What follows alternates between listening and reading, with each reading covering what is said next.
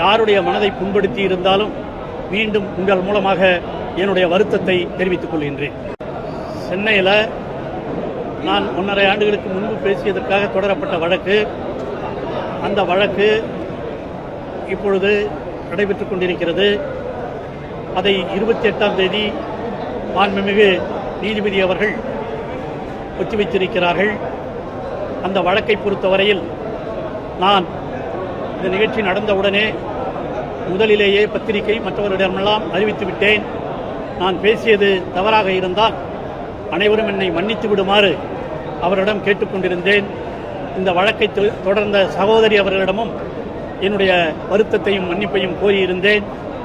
மீண்டும் அவர்களுடைய மனது புண்பட்டிருக்குமானால், யாருடைய மனது புண்பட்டிருக்குமேயானாலும் என்னுடைய குளமார்ந்த வருத்தத்தையும் மன்னிப்பையும் உங்கள் மூலமாக கேட்டுக்கொள்கின்றேன். ஆகவே இந்த வழக்கு 28ஆம் தேதி வருகிறது.